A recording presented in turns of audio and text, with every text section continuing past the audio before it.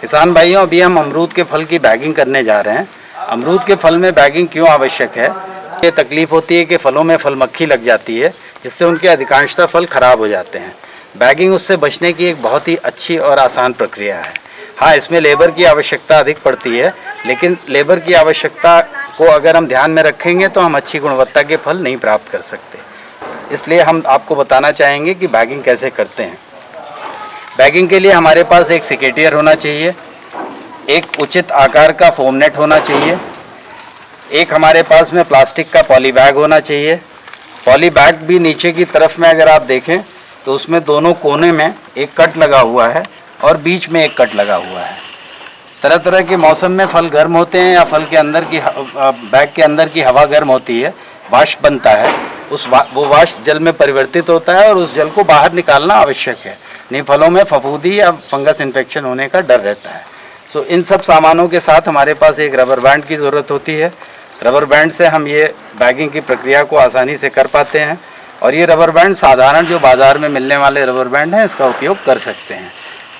अभी देखिए हम इसकी बैगिंग कैसे करते हैं, हमारे स्टाफ इसको करके दिखाएंगे। यहाँ पर फलों का चुनाव हमें करना है। यहाँ देखिए तो हमें दो तरह के फल दिख रहे हैं। एक फल ऐसा है जो जिसकी डंठल से फल ऊपर की तरफ आसमान की तरफ है, और एक फल ऐसा है जिसकी डंठल से फल ज़मीन की तरफ है।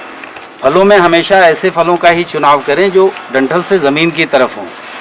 जो डंठल से ऊपर की तरफ हों फल, ऐसे फलों को निकाल देना चाहिए और निकालने के बाद में उसको समय रहते बगीचे से बाहर कर दें। अब ये फल देखिए तो ये नीचे की तरफ है, जाने वाला फल है। इसमें बैग आराम से लग सकता है, और जो प्लास्टिक में छेद हैं अगर हम ऊपर की तरफ के बैग को लगाते तो ये बैग इस तरह से लगता, तो इसमें से वाष्प उल्टी तरफ आता और जल से फल खराब होने की संभावना अधिक रहती।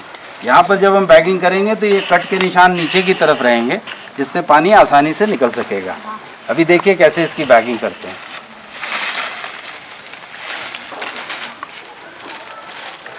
सबसे पहले फोम नेट को पॉलीथीन के अंदर डाला इन्होंने, उसके बाद में उसके ऊपर एक रबर बैंड लगाया। तो अभी देखिए तो हमने फोम नेट, पॉली बैग और ये रबर बैंड इसमें लगा रखा है। अभी हम सीधे सीधे इसको फोम नेट को थोड़ा सा फैला के और इसको फल में अच्छी तरीके से फंसा देंगे, और इस तरीके से हमारा फल बैग के अंदर पहुंच गया है। अब ये फल बैग के वजह से सुरक्षित रहेगा। इसमें से पानी और वाष्प की जो बूंदें हैं वो इस कट के सहारे बाहर निकलती रहेंगी और हमारा फल सुरक्षित रहेगा। किसान भाइयों, इसके बाद का जो अगला स्टेप है वो ये है कि हमको इस फल को सनबर्न से बचाना है। अभी जैसे बारिश का मौसम है, बारिश से बचाने के लिए या पानी से बचाने के लिए हम लोग अभी प्लास्टिक का इस्तेमाल कर रहे हैं बैगिंग करने के लिए। अन्यथा जब भी ये सूरज वाला मौसम होता है, गर्मी का मौसम होता है, तेज़ रोशनी वाला मौसम होता है, तब हम लोग यहाँ पर कागज़ का हम लोग इस्तेमाल करते हैं बैगिंग करने के लिए। आइए हम देखते हैं कि उसको किस तरीके से बैगिंग की जाती है।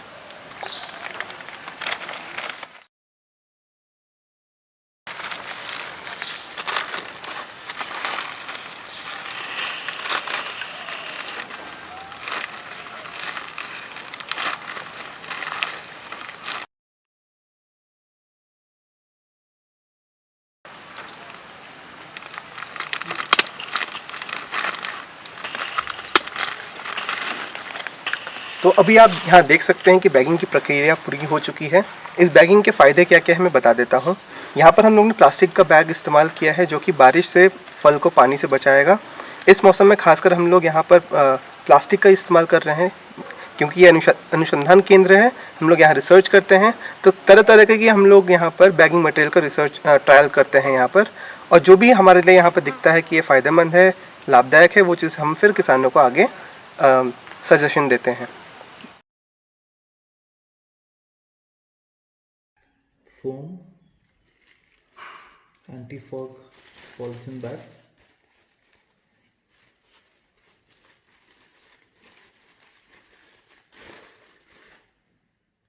size 0 rubber band,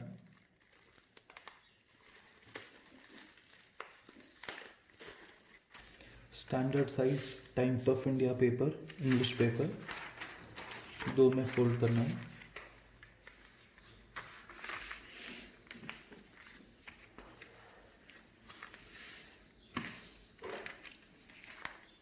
एक स्टेपलर ऊपर से ये हाइट पे और दूसरा बीचों बीच। नीचे का ओपन छोड़ देंगे हार्वेस्टिंग विंडो के हिसाब से।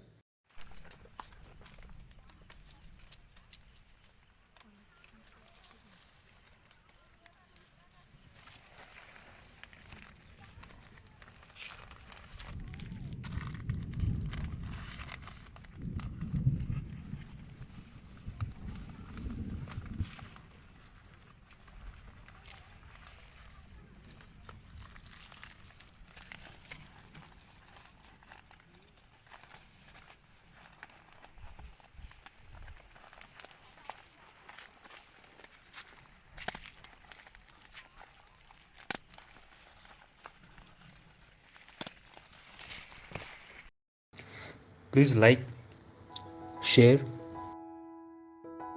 subscribe, and hit the bell icon for more videos.